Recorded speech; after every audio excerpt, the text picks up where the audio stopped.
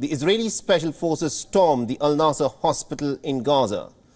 The hospital, which is the Al-Nasser hospital, happens to be the largest still functioning hospital in the beleaguered conclave.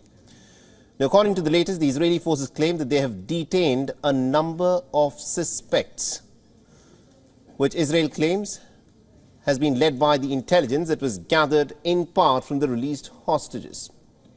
The IDF forces also claim that it believes the bodies of dead hostages are being held inside of the Al-Nasser hospital. However, Hamas has denied these claims, saying that Israeli troops simply had no business to storm the Al-Nasser hospital. Listen in. We have credible intelligence from a number of sources, including from released hostages, indicating that Hamas held hostages at the Nasser hospital in Khan Yunis, and that there may be bodies of our hostages in the Nasser hospital facility. Now, the update has come after doctors and medical officials in southern Gaza said that the Israeli snipers had shot dead a number of people as they were trying to flee from the Nasser hospital. An eyewitness to the shootings, who is a trauma surgeon at the hospital, said that at least about 2 people were killed by Israeli snipers, and many others were shot and injured.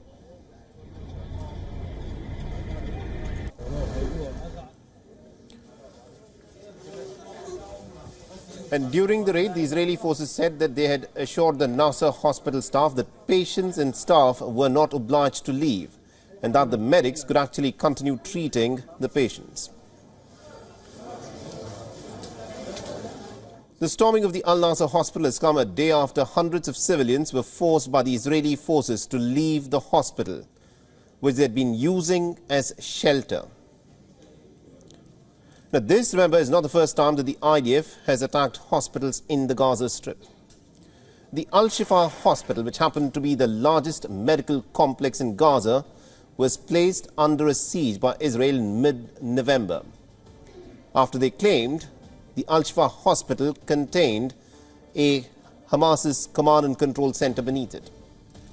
And then the Al-Quds hospital was left to fend for itself from the Israeli attacks, and later ceased its operations due to a fuel shortage. The Indonesian hospital was so severely damaged in the Israeli attacks that it never opened again. Now, according to reports, a Hamas team is headed to Cairo to meet with the Egyptian and the Qatari mediators a day after Israeli negotiators held talks with the mediators.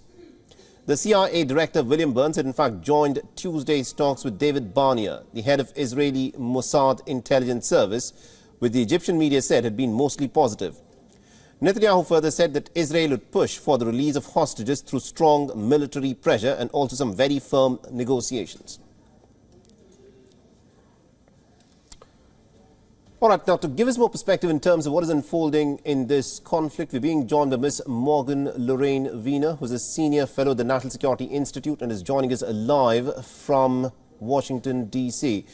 Now, Ms. Morgan Lorraine, this is a critical juncture at this moment of the war. And also what is interesting to note is that the United States has started a probe into strikes and also the killing of civilians and the potential use of phosphorus in Lebanon by the Israeli forces. What do you make of this probe that's been started by the Americans?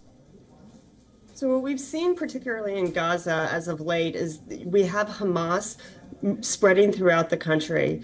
When Israel originally went into Gaza, they started in the northern part of the country, and then they unveiled a number of the tunnel network system that Hamas had constructed underneath civilian infrastructure. That includes hospitals, that includes schools, UNRWA facilities. And so they have pushed Hamas throughout the territory.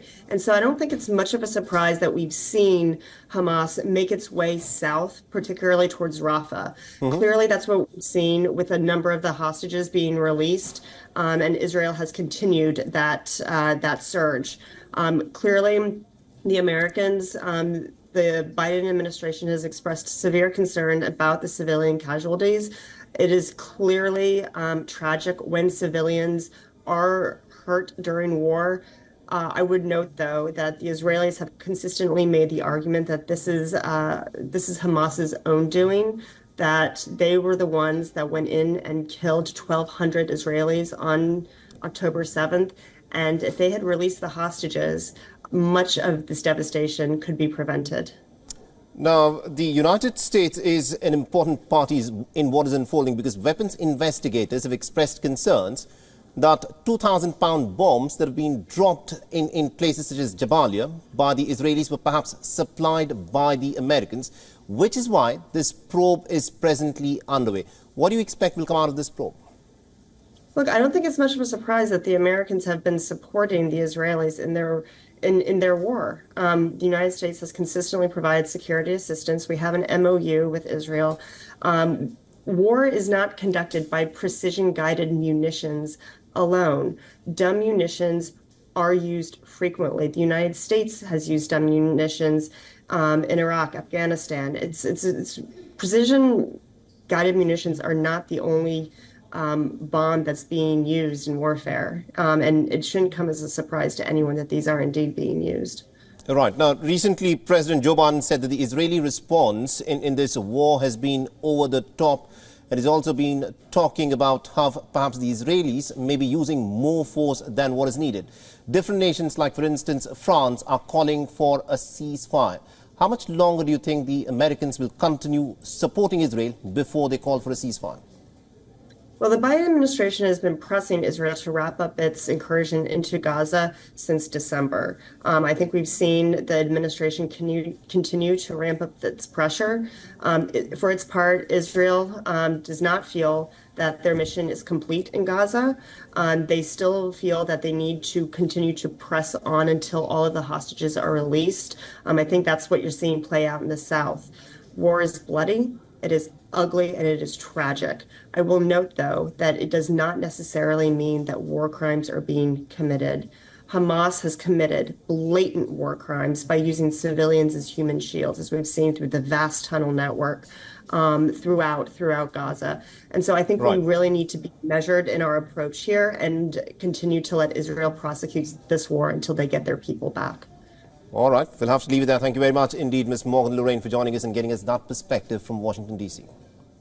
Thanks for having me. WION is now available in your country. Download the app now and get all the news on the move.